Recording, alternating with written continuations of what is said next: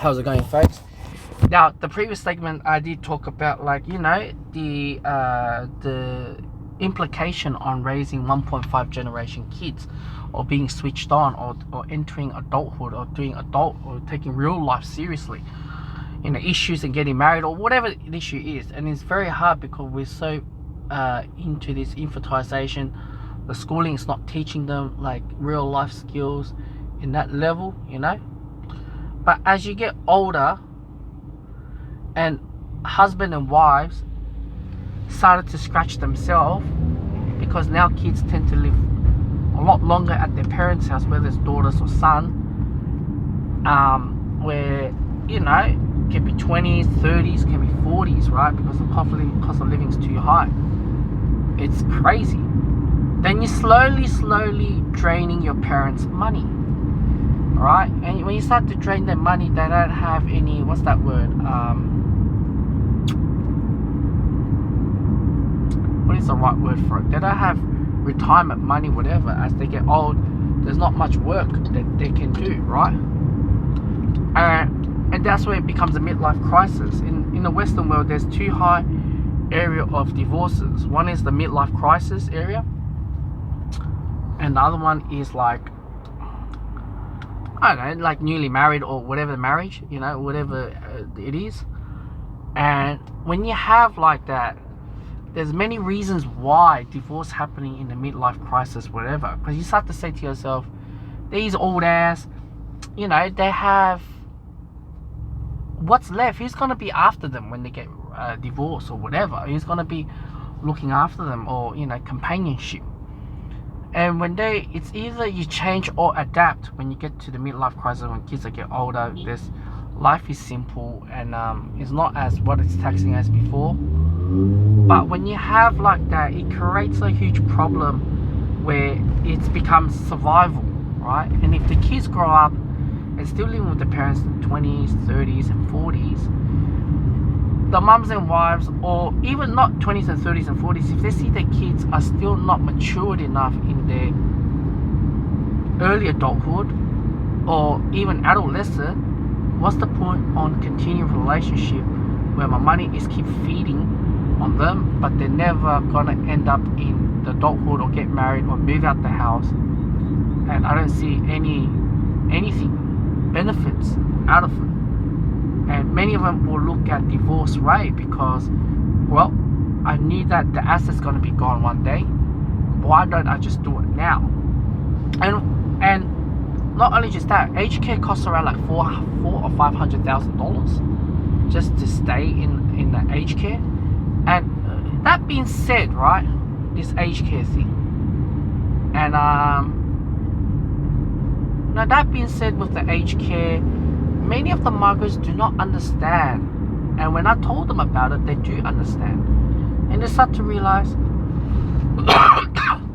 even you save enough money for your kids to move out or get married or whatever, to start a family or start a whatever, how it is, you still got to live behind, and you got retirement and aged care to look at surviving.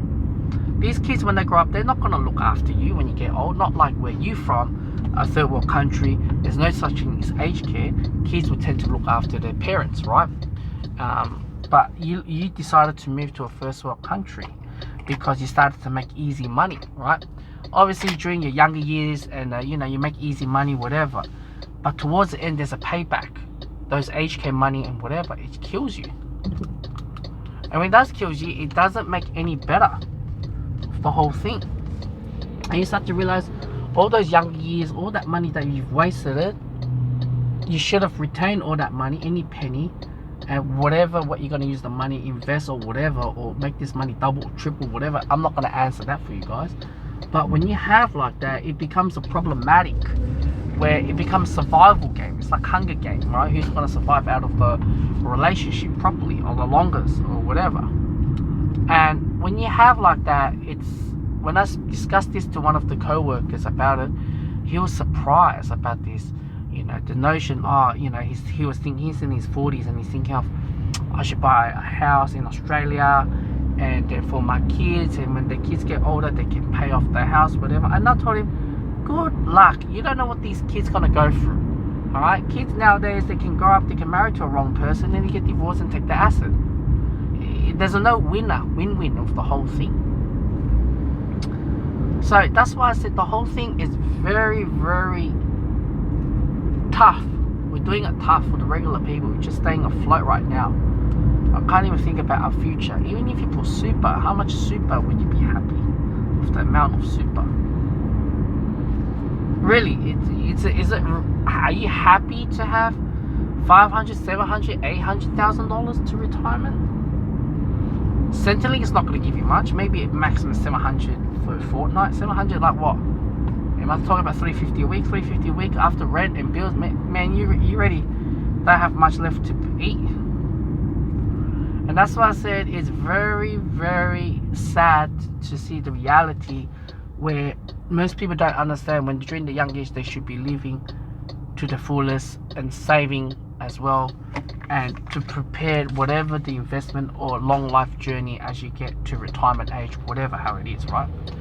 And when you don't think like that, you end up like what my dad goes through, what my auntie goes through. And this divorce topic gets stronger and stronger day by day. Yes, you guys can get married in whatever religious form, I don't care. And you go to your vows and you say, you know, you live to the person until you die. But if you can't survive through and the kids are not looking after, you're on your own. Government's not going to give you any money unless if you sold off your assets, or not only just your assets but also with what's your savings, whatever. And the other thing is that, okay, let's just say your kids are willing to look after you when you get old, right? I'm not here saying no. Alright, if they're willing to look after you, no, would their partner or their marriage spouse would allow them for you to give up your entire job and to have them to look after your parents? There'll be fights as well. So it's a drama from head to toe. You're thinking you live to a first world country. At the end of the day, this reality, this is realistically speaking, this is gonna, you know, vanish the whole thing. And when you have like that, it becomes money greed, and it sucks. Many people do not calculate with the whole thing like that. And I've got cousins who struggle to pay off their mortgage, you know, like, meaning their monthly mortgage. Like, I'm just there, I'm like, how much more can you keep on working to your body till you drop? And that's what I said, you know, the whole thing is very difficult. Very, very difficult. There's nothing much more I can say. Right?